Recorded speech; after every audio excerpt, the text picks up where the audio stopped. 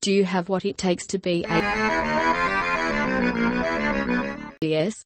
Obviously you're ready for the dispatcher tutorial if you watched the previous video on how to be a qualified driver. A whole new rank that you will not be familiar with, so let me help you out. Assuming you did not search up a video on how to be a dispatcher, let's begin the guide, aka my personal experience, on becoming a dispatcher. With dispatching comes patience, a lot of patience. Before we begin, let's talk about these traffic light looking things. They are the main component of dispatching. Am I gonna explain which lights are okay and not okay to dispatch? Yes, but in a faster and much easier way than you think. Here are the lights where you must dispatch on. Here are the lights that are not okay to dispatch on. Now that you got that down, allow me to show you a visual representation on how to dispatch a train. I forgot one part. When spawning in as a DS, you will automatically be assigned to specific platforms.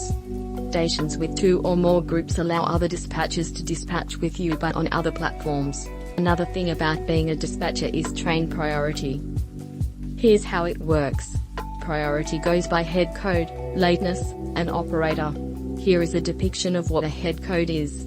The 9 represents the train class, the R represents the destination, and the last 2 digits are there as cosmetic.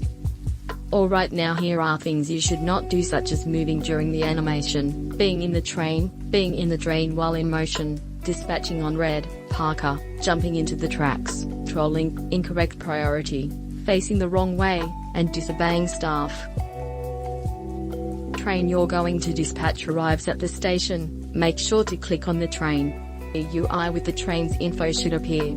Anyways, when the GUI appears, immediately click on the TRTS button unless the train is terminating.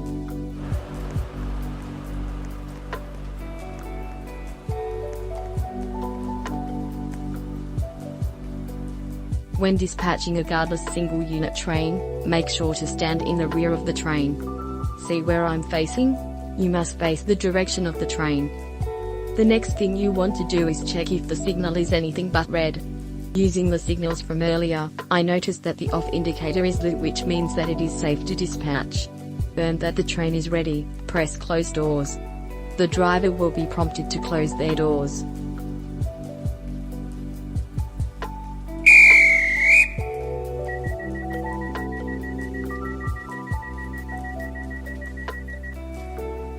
Next, check if the interlock lights on the drain are off. They turn off when the doors are not open. However, some will flash when the guard is opening and closing the doors. Since you've checked that the interlock lights are off, finish the dispatching off by pressing dispatch on the GUI.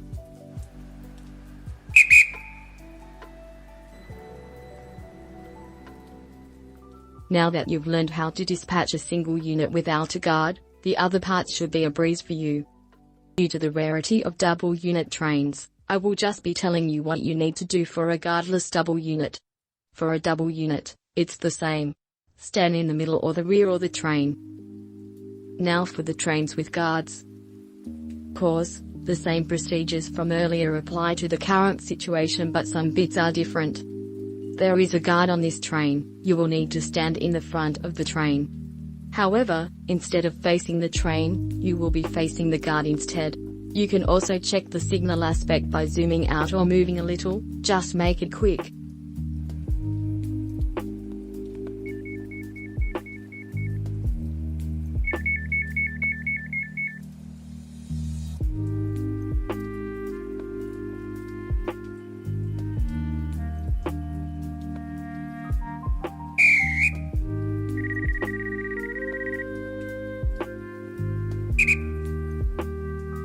One more thing, don't move during the animations.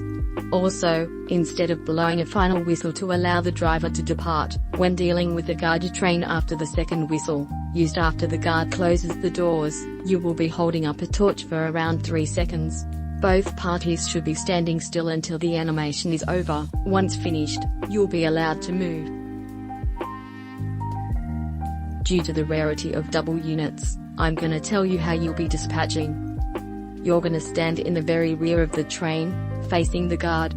Well, I wish you luck on your assessment. Luckily they will not use double units. I will see you all in the next video. Goodbye.